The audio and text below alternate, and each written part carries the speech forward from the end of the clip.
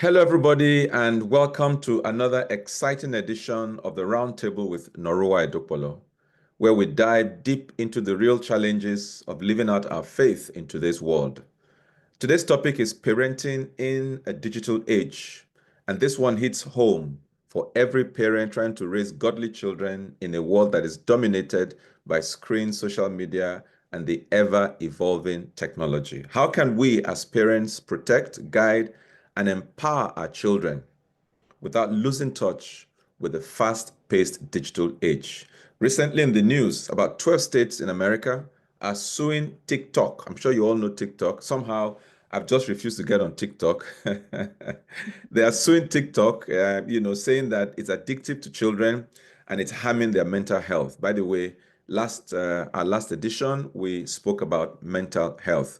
Joining me today is Omolayo Oyawoye, a dynamic trauma therapist, sex education expert, and a ministry leader who's also a parent navigating these same challenges. Together, today, we shall explore and see how we can balance faith, family, in this digital world that we live in. So get ready for a conversation that's practical, insightful, and packed with Bible-based wisdom. Like I always say, please share the link, subscribe to my channel if you haven't done so. I think it's very unfair, really. I mean, how can you come here every week, get all that you're getting, and you don't even press the subscribe button? When you subscribe and share, then more people get to see and hear what we're doing, okay? And it's really very important, the work that we're doing here. Thank you so much, Lion, and it's good to have you here with us. Thank you. Thank you so much for having me. Well done, Yes. sir. So I'd like to start by, please introduce yourself beyond what I've said. Tell us who you are. Go ahead. Okay. My name is Omolayo Oyawoye. Yeah, I'm a trauma therapist. Yeah, that's fine. I'm a trauma therapist and a sex education expert. I love young people and women, and that's because I had a relatively interesting childhood, and that's why I kind of like um feel what young people feel today, right? And I found some wisdom in how to navigate childhood, how to help your children navigate growth, both physical, emotional, and I mean all-round growth.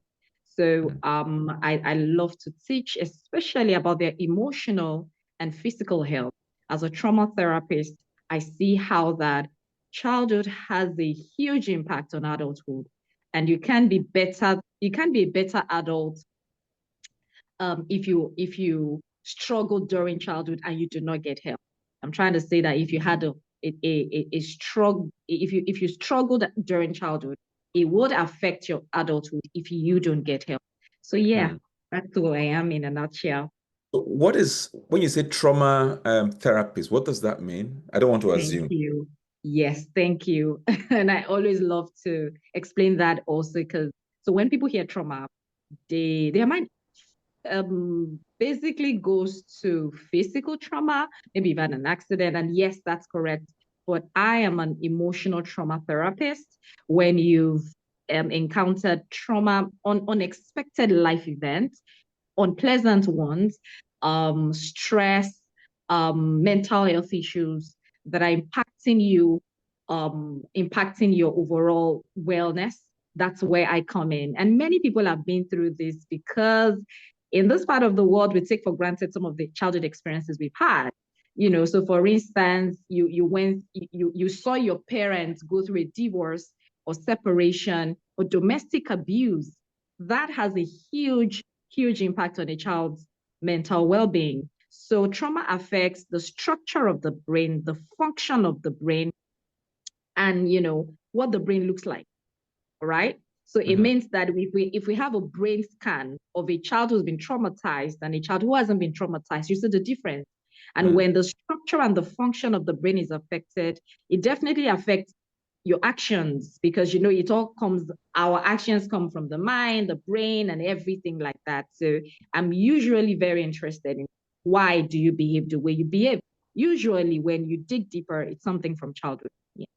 Interesting. Thank you so much. I'm curious, but I want to hold my curiosity. I mean, wanted to ask, for example, how does one become a trauma therapist? Is it Okay. something you learn in school? Is it a certificate, et cetera, et cetera? I have a feeling that people who will be interested in this, maybe let's go ahead. How do you become a Yeah, absolutely.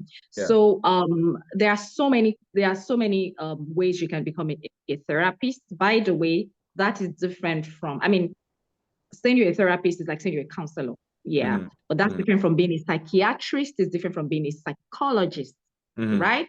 Mm-hmm. So, I mean, you have to go to school to study psychology, psychiatry, or counseling. So I have a certification in psychological counseling, because counseling is also in different Mm-hmm. aspects, right? There's guidance and counseling. That's you're learning a lot about career and all of that. But Mm-hmm. psychological counseling also, it deals with the mind, with the brain, and all of that. And then I went ahead to take certifications in trauma, in especially sexual abuse. So I am a sexual abuse survivor. And because of that, I needed to dig deep onto how does this happen? How do you heal from this? I began my healing journey over 20 years ago. I currently have a book. Yeah, I currently have a book, A Walk to Healing, that talks about, healing from trauma and all of that. So when you go through all of that, you take certifications, you never really stop learning about trauma, because there's a whole lot. It's like a new field people are digging deep into to find out, okay, how can we help? Because the trauma responses and trauma symptoms are very subtle. Mm-hmm. Usually you don't see them on time. It's not like a physical trauma where you say, oh, you have a cut on your hand, let's apply iodine. It's something on the mind. And usually trauma responses are not always immediate. Sometimes they show up 10, 15, 30 years after. And when trauma is not resolved, it gets passed from generation to generation. A research showed that veterans of war who were who went through war and all of that, their trauma response um, could be traced to 14th generation. So for Wow. instance, yes, so for instance, this man had, been part of the war, had experienced all of that, and begins to drink, begins to get addicted to drugs and all of that. You could see this same thing in a child in the 14th generation. All right. So if the Mm-hmm. child begins to drink and you're wondering, oh, where's this coming from? And I mean, a child in the 14th generation is not likely to have met the great, great, great grandfather. He would never have observed. Children learn by observing, yeah. But there's Mm-hmm. other part where that the trauma a person goes through, if they don't resolve it, unintentionally, unconsciously, they keep passing it to their child passes it to a grandchild, and then it goes on like that. All right. And that's why there's a lot of research going on in there. And we need many more people who are learning about this to help humanity. Very interesting, because I just saw a reel of a message I preached a couple of weeks ago now. My content person put it out, and I was saying in that reel that you've got to investigate where you are coming from. I was talking Yes, to married couples, that you've got to investigate where you're coming from, because if you don't deal with some of those issues, you just discover that there's a repeat. So it's like your mom versus your dad becomes you versus your spouse, that kind of wow, thing. And absolutely. yeah, so I mean, so this is real for those of us who are listening to this. If you have challenges in this area, you really want to deal with it. You can, I mean, that reel is on my Instagram, TRT with Noruwa is on my Facebook, the roundtable with Noruwa. I mean, it's been trending for a bit now. But let's come to the digital challenges. All Yeah, right, maybe another day I'll bring you on and we can really talk about trauma. this I'll be trauma glad. thing. Yes, and you spoke about the fact that you had some, you were abused as a child. Yeah, I That's was. something that I would also want us to talk about sometime in the future, because I know that it's happening, and there are people who need to learn how to heal and move on, from there. But let's come back to our topic for today. What are the most common challenges that you've seen that parents face in raising their children in this digital age that we find ourselves? Okay, so one of it you mentioned in your introductory remark, and that Mm, is screen, right? mm, Another is drug and substance abuse. Right mm, now, these two are key and they are fundamental in the overall growth of a child. Now, when I'm going to start from the screen issue, when a young child, and usually, it's because our world is fast paced, right? We are doing so much because we need to we need to earn more. It didn't used to be that way while we were growing up. Yeah, our parents had to work, right? But things were not this difficult economically, if you ask me. And so many times, parents in this age are busy. They need to get their children busy as well. And so you hand a toddler a device, a phone, a tablet, an iPad, or they're just sitting in front of the TV, right? Now, when a child has spent a number of hours watching, images scroll past, that's what happens with videos and all of that. Images scroll past, right? Actually, their brain is going on an overdrive. All right. And typically, a child can be there for hours. I mean, as long as the parent is undisturbed, the child can be there for hours. And because of this fast moving images, it is very addictive. And so a child wants to sit there. When they don't have a device, they are not settled. It's when you're on drugs and you're withdrawing. When you are not taking the drugs, you are not comfortable. There's something not, that's the way it is. It impacts the brain. There's a part of our brain that is responsible for pleasure, for emotions, for all of that, for reward. Yeah. And the moment you overstretch that part of the brain, it becomes addictive. You feel like rewarding yourself all of us love pleasure. Every human is either moving towards pain or pleasure. Yeah. And pleasure is not painful. And so we move towards pleasure. So that's how addictions come in, right? So screen is a major, especially for toddlers, for preteens and teenagers. That is a major. Yeah. Yeah. I've found myself, I've become like an advocate. I see young people with children and they just hand the child a device, a baby.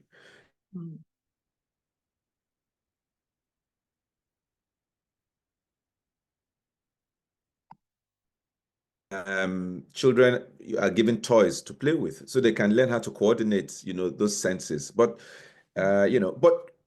this digital age, technology, etc., has a positive and a negative. So I'd like us to very quickly talk about the pros and the cons so that it doesn't look as against technology. So, Yeah.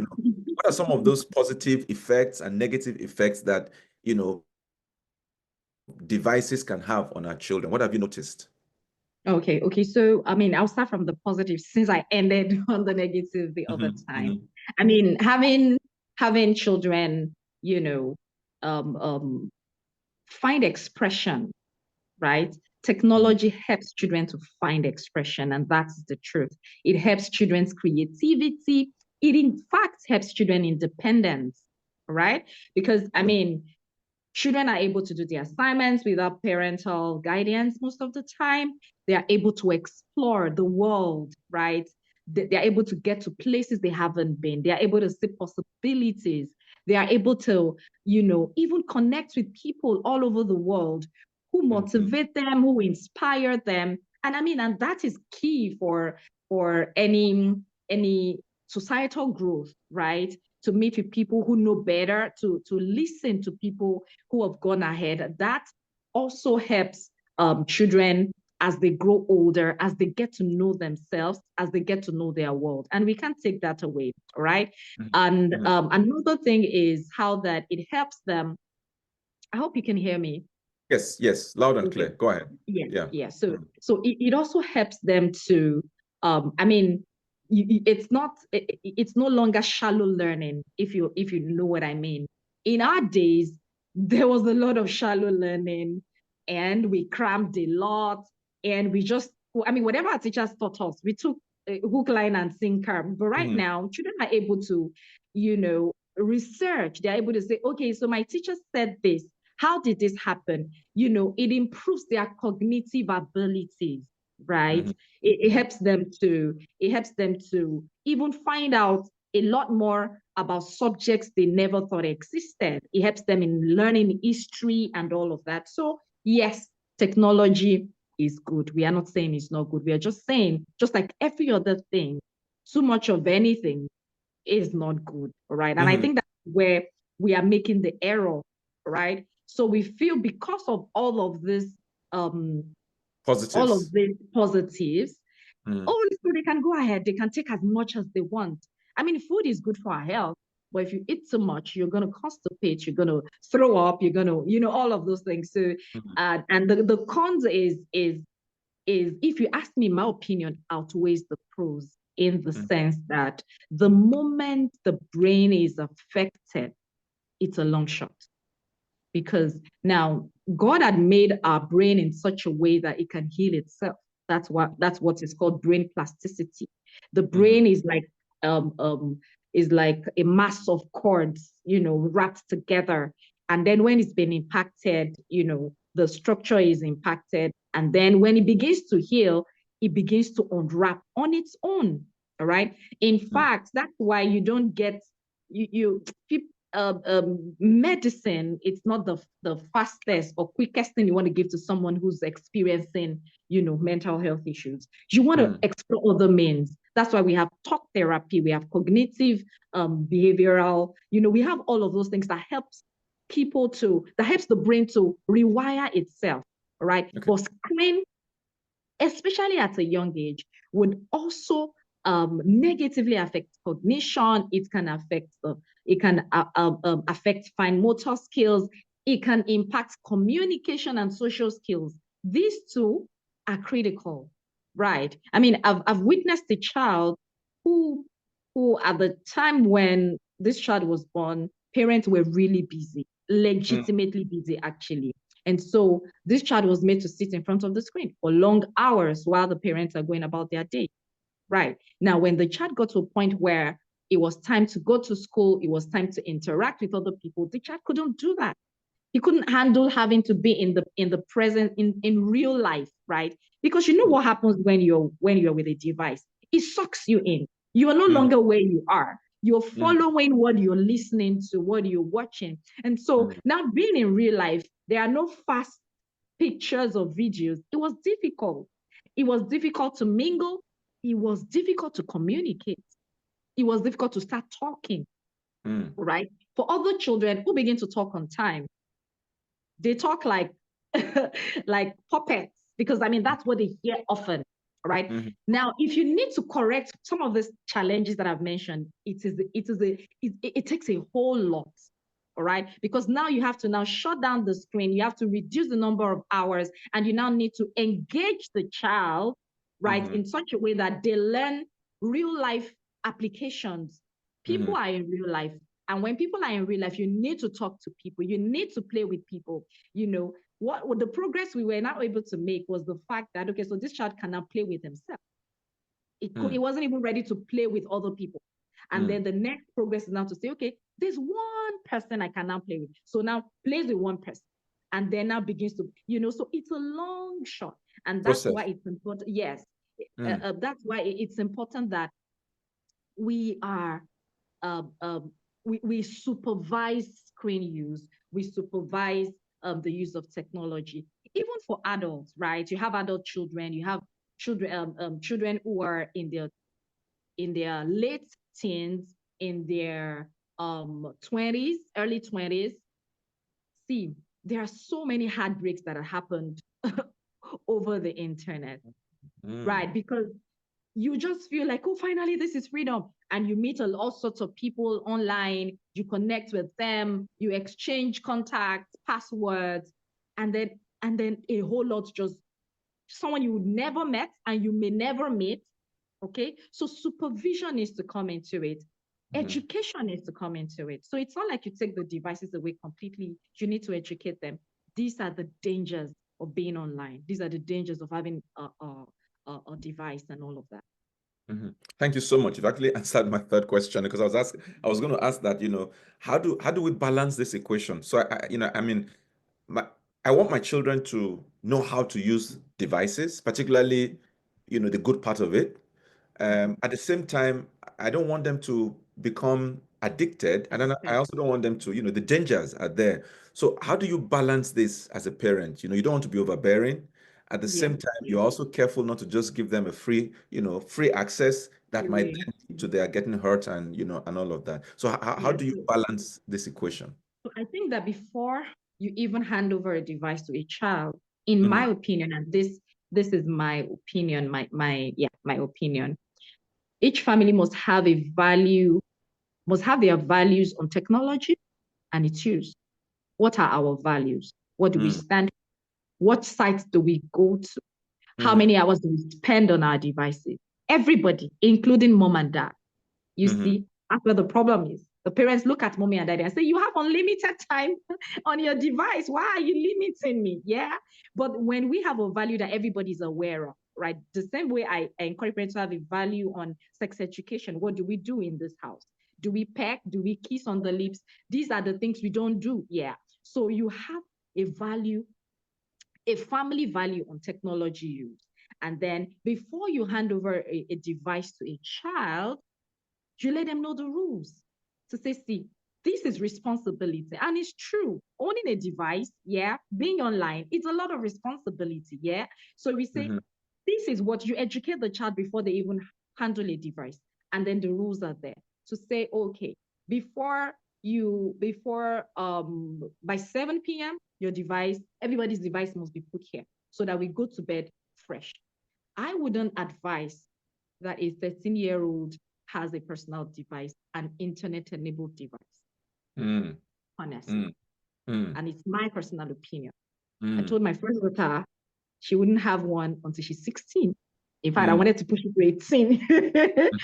And the first device you're going to have is not going to be internet enabled because I need you to know what real life is before you get sucked into Mhm, the mhm, internet. Yeah. mhm, But I mean, mhm, it mhm, depends on your family, it depends on what you want to do. But whatever it is, educate your children. Let them not be, because the real issue is that when they lack the education, they're upset when you correct them because yeah. they want you to, why are you telling me this? I didn't know this before. Yeah. Mhm, Now, by the time they now know it, it's quote unquote too late. late. So we need to Mm, set the rules straight before they even everybody begins to use the device. We need to mm, also educate them on the dangers of technology, on what happens on social media. We need to educate them on all of that. Now we need to listen to them.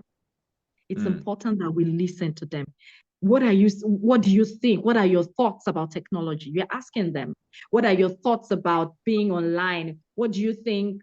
So some of them can say, oh, my friends are there. My friends are on this app. They are using this app. They are using, okay, so what do you think your friends are getting when they're on that app? Also, that's where the problem starts from. So they begin to say, mm, oh, no, I just want to take pictures. Oh, okay, mhm, I just want to make friends. I just want to talk to my friends. Oh, yes, you should talk to your friends, right? mhm, But you know mhm. what? You can't talk to your friend the entire day. There are other things to do. When you listen to them, it helps you even know what to say to them, right? Okay. It helps you be objective in your conversations with them. Because most parents say is, I just don't want you to use it. I just don't want you to use, and they're saying, why? Hello, I know. why Yeah. why don't there has to be a reason. Children of this age always have a reason, all right? There has Mm, to be a reason, all right? Um, mm. um, Your camera is off? Yes, I'm trying to, Okay. I'm wondering what's going on. Okay. Oh, please excuse me. Yeah, so while you're doing that, if you're joining us, this is the roundtable with Noruwa Edokpolo. This is where we have those conversations on contemporary issues of the Christian faith. This is a Christian program. We try to give practical answers to the challenges that are facing us. And today we have as our guest Mrs. Omolayo Oyawoye. Did I get it now? Yes, you did. Yes, yes, yes, Thank you, yes, sir. yes, yes.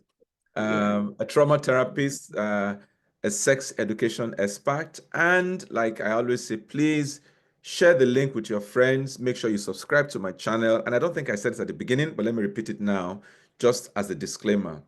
We are not representing any other entity apart from ourselves. And so take note of that as you listen to us, okay?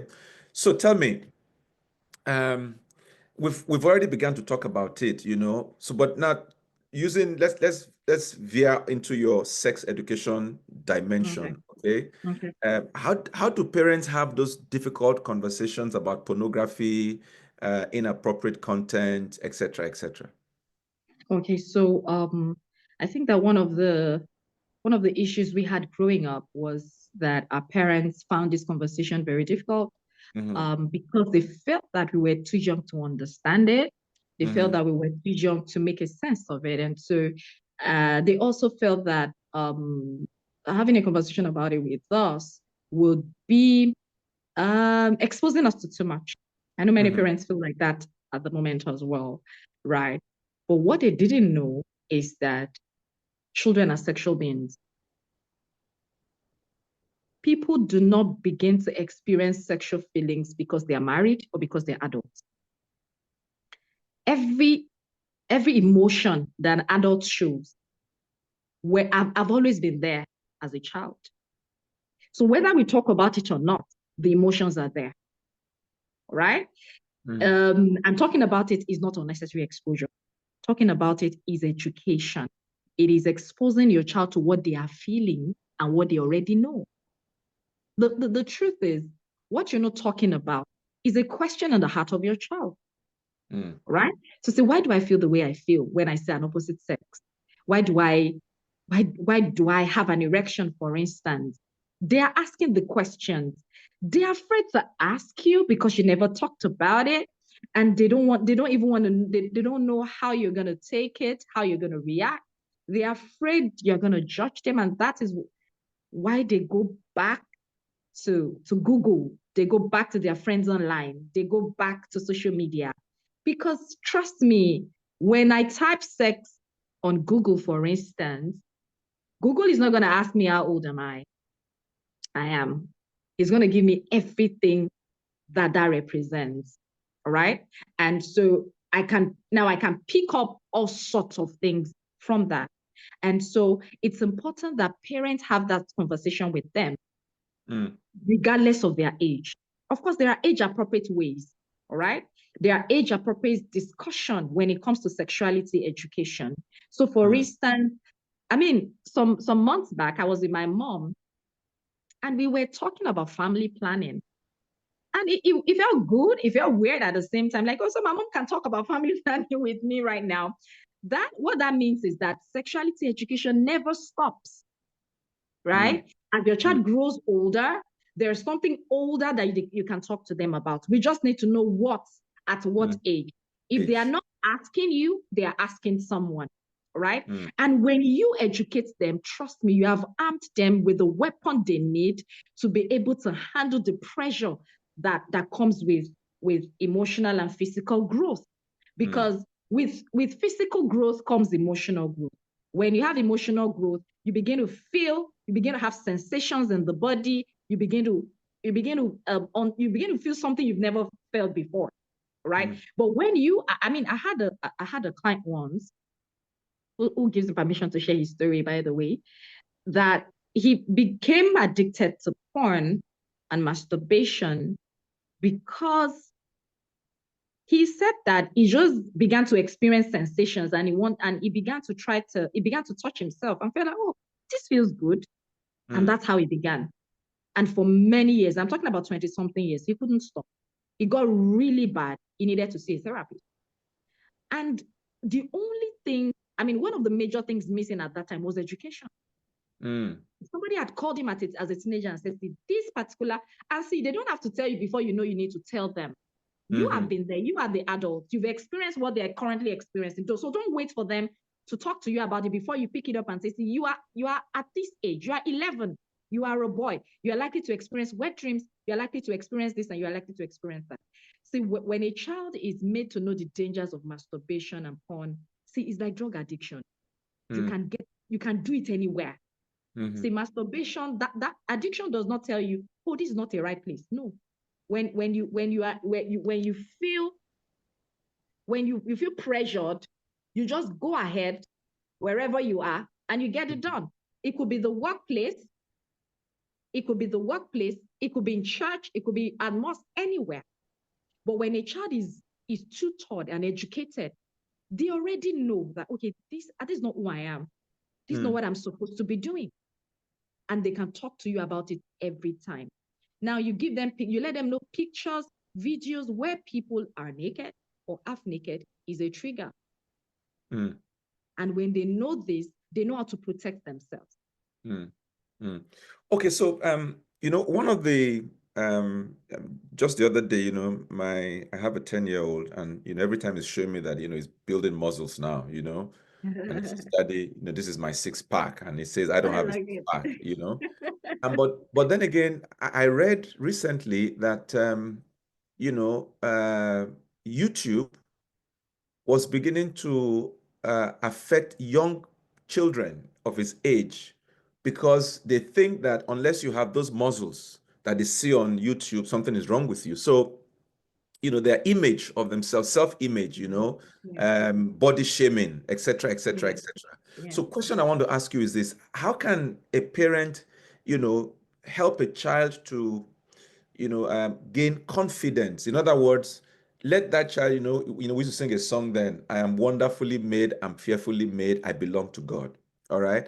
How can you get your child to have that understanding, so that no matter what he sees online, he recognizes that, he's not defined by his six pack But or how yeah. slim, etc. Rather, you are defined by the fact that, you love God, God loves you, and you're a child of God. How do we send that message to our children, particularly All as right. Christian parents? Christian parents. Thank you for that question, sir. So there's a whole, I mean, that's why the family is very important, because the family is where you find your identity. Mm, And in the family is where you find a sense of love, a sense of acceptance, a sense of value. So the first thing I want to talk about is not even what you tell your children, is how you show them who they are. Right? mm, When a child grows up in an atmosphere of love, I'm still talking about the atmosphere. I've not even mm, spoken about what you're saying. I'm saying just knowing that here I'm accepted, here I am loved, here I am celebrated. That is the first level of building a child's sense of self, mm, because they know when they come home, they are coming home to a place of peace, a place where they are heard, a place where mm, they are listened to, a place where they are seen. All mm, right. And mm, when seeing a child, hearing a child goes beyond what they say. mm, What is my child's body language? As a mm, therapist, when you sit in front of us, we don't only listen to what you're saying, we're watching your body language, because your mm, body language is saying a lot about what is on your mind. mm, So when you observe your child's growth, you observe your child's body language, he comes back from school looking sad, just says, hello, mommy, hello, daddy. And you just assume that, oh, they are just tired. Like, he has had a long day in school. No, you've seen that body language. You've seen how they sat down and drew and dropped their shoulders and dropped their forehead. You already know that something is off. And you want to just say, see, I don't know how you're feeling right now. I need you to know that you can talk to me about it. Did something happen in school? That is how to build a child's sense of self. And then recurrently telling them how much you love them, how mm, much you care about them. See, when you do all this, it's a natural thing you're doing to the brain, where they just feel loved, they feel cared for. And so when they see other people, there is no basis for comparison. yeah. Yeah.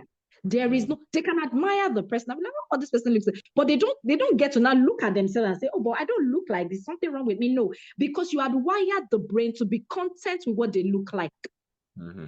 Mm-hmm. by your speech, by the environment to raise a child is critical. Mm-hmm. The environment, the atmosphere they come into. See, you can keep telling a child, oh, I love you, oh, I care about you, and do all of that. But you and your spouse are always at each other's throat. You're always fighting. There's always violence. There's always yelling and screaming in the house. Again, like I said earlier, you're affecting the child's brain. You're affecting the child's brain, the functionality and the structure. And when that happens, there is a flood of cortisol in the brain. When that happens, the child begins to try to find love and acceptance outside of that chaos.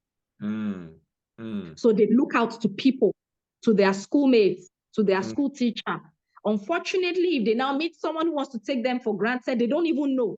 They don't know somebody who's trying to hurt them. They know that, okay, this person is trying to take me for granted. This person is trying to hurt me. They are not aware of that. because they just want to be loved. Mm. They want to be loved. They don't have that at home. They can't merge what you're saying, what they are seeing. Yeah. As we're having this conversation, two things come to mind, two experience. I don't know why I've not forgotten them. My first two daughters, I mean, the first one is a mother herself now, but many, many years ago, I think she was about maybe 7 or 8 years old. We had gone to visit with a family friend, and that family friend had a child about my daughter's age. And so they were playing, and then the family friend ended up on my laps, kind of saying, "See, I'm on your daddy's laps." And my daughter said, "It doesn't matter. My daddy still loves me." You know? Oh, that's I so mean, good. and then years later, I mean, then my second daughter, it was Valentine's Day. And so I think she was in SS2 or SS1 or 2 at that time. So as she came home and I said, "Oh, your Valentine gift." She said, "Yes. I told my classmates my daddy will get me my Valentine gift." Yes, You that's so know? nice. Yeah, as I just said, "Oh, this is your Valentine." She said, "Yes. I told my classmates my daddy will get me my Valentine gift." I mean, so it means that nobody was going to say to her, "I'll buy you a gift," and because of Yes, that, you'll be yes. moved. Yeah, yeah. So I hear you. Yes, I sir. hear you. Yeah. So if you're just joining us, this is the Roundtable with Noruwa Edokpolo. This is the place where we have conversations on contemporary issues in the Christian faith. And today we're looking at parenting in a digital age. And I have a guest in the house, Mrs. Omolayo Oyawoye, right?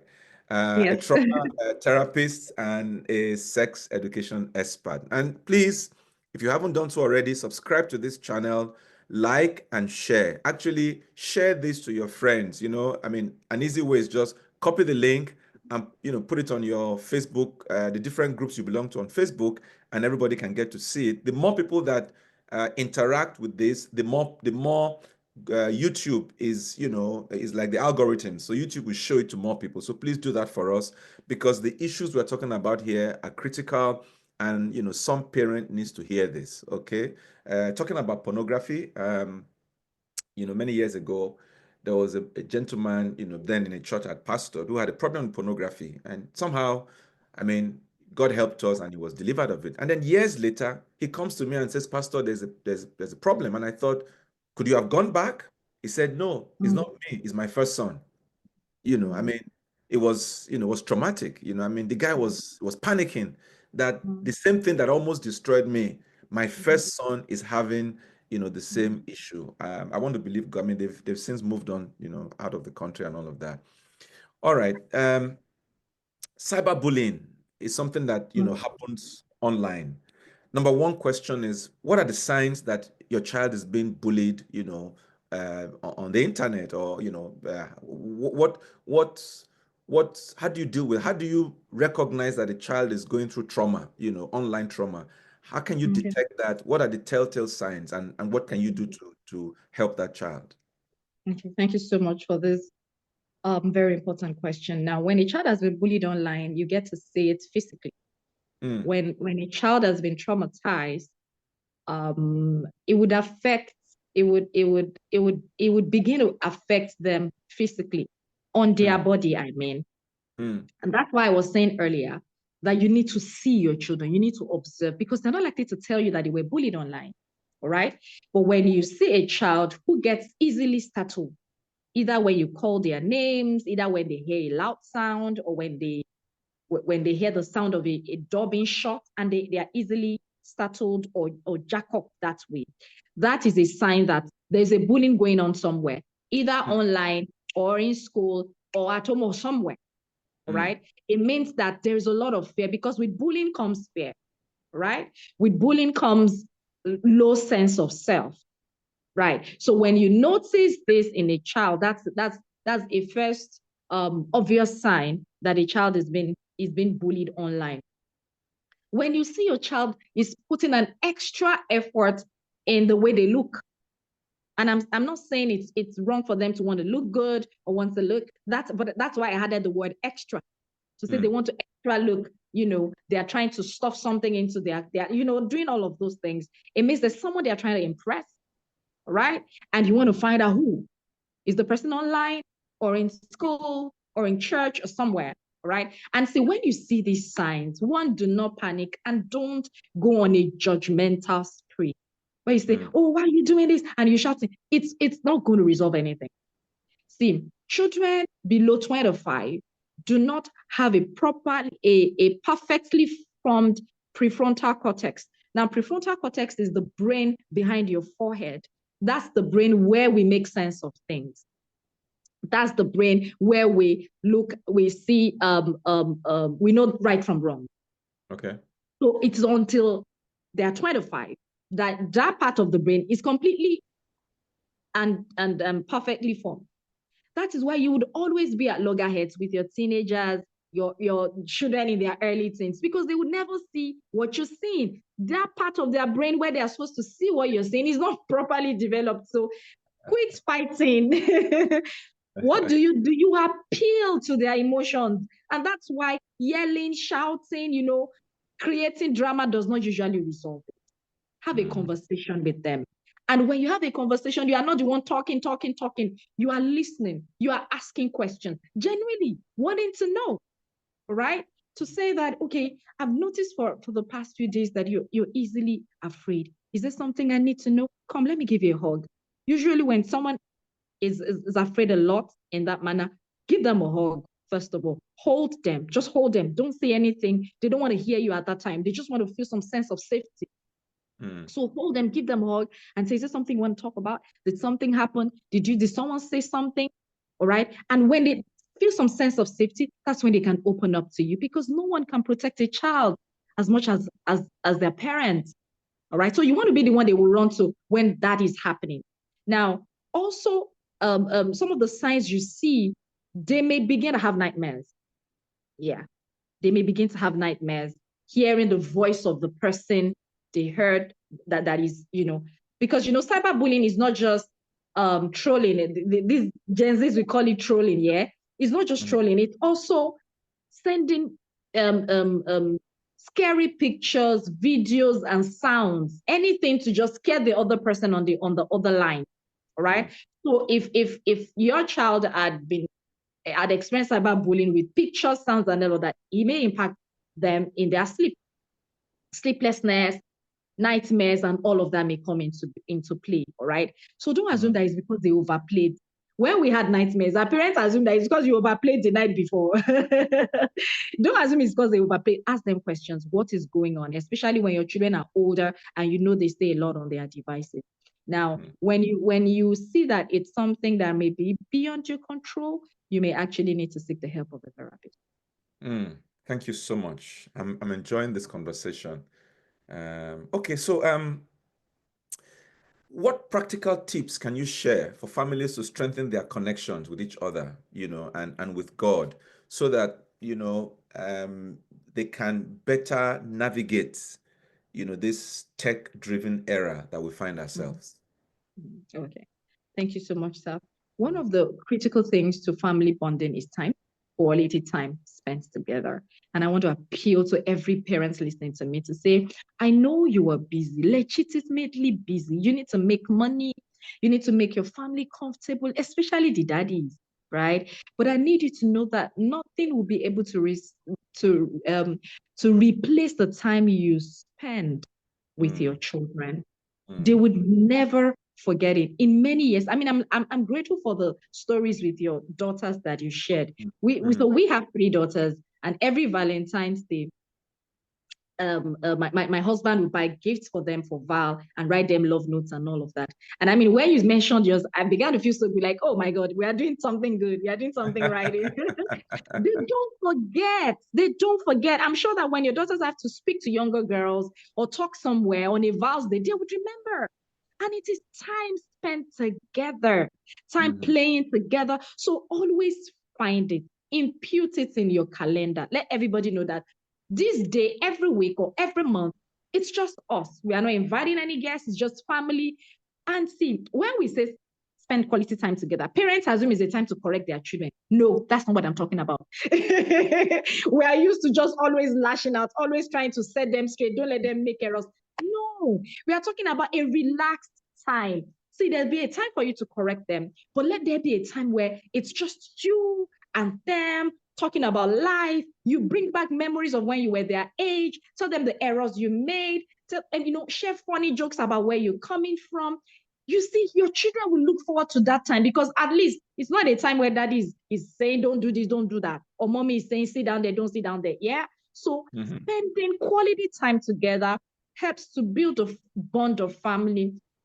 And when there's a bond of family, children are more likely to talk to you. They're more likely to express themselves. Even if they don't say it, they can write it.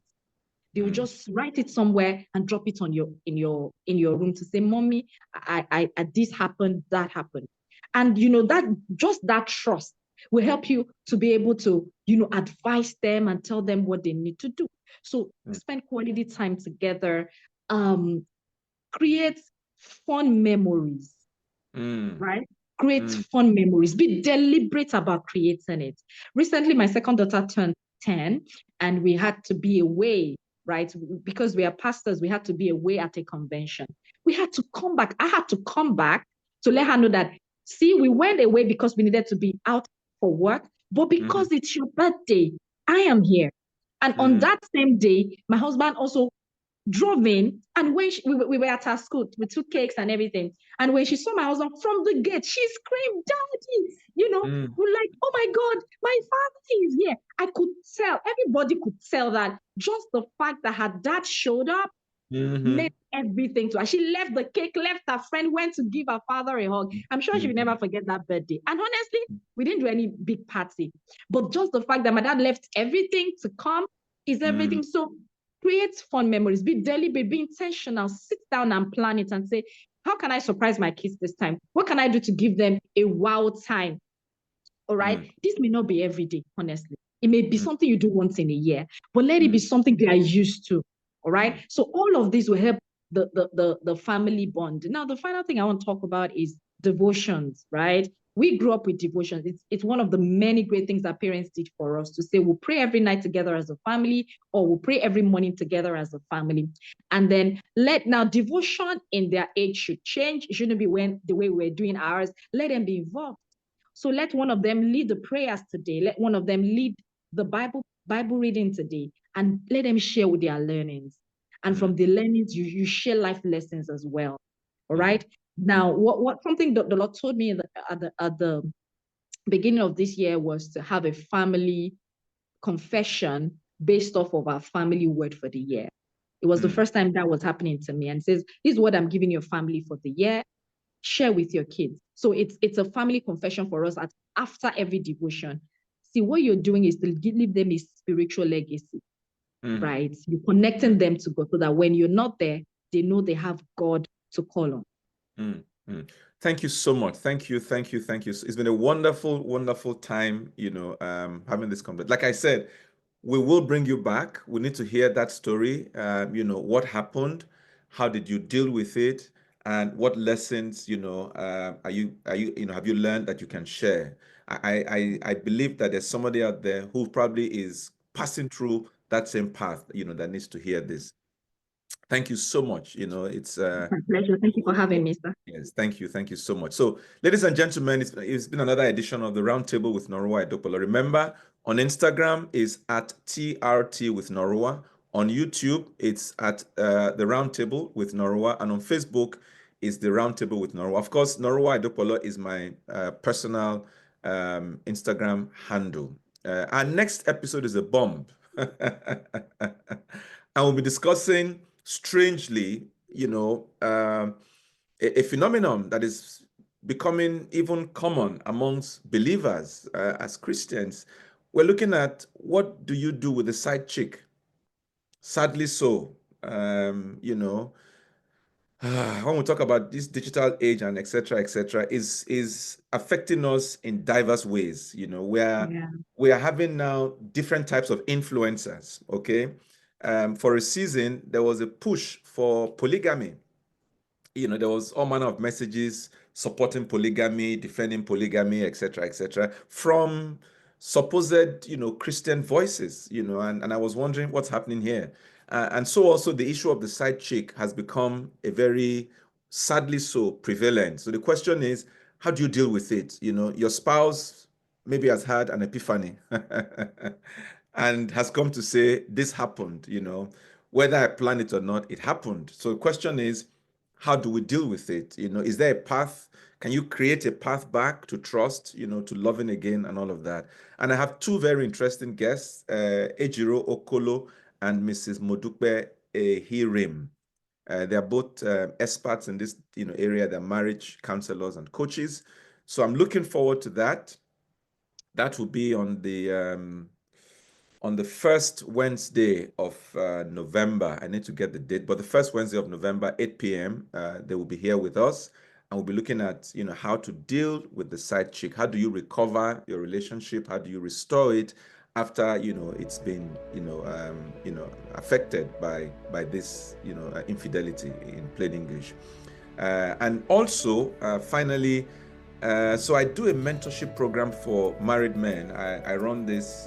This will be probably the fourth cohort. I call this particular one the Men of Valor. We'll be sending out details of it shortly. We should start in November. So are you a married man and you want to be more, want to be better, a better father, a better husband, a better person all round, where we'll be starting that program in November. I will be telling you a bit more about it as the time draws nearer. Until then, thank you so much. Thank you, Ma. It's been a pleasure having you. And I do hope that we can, have you come on again. All right, everybody. Thank you, everybody. And bye. God bless you. Thank you.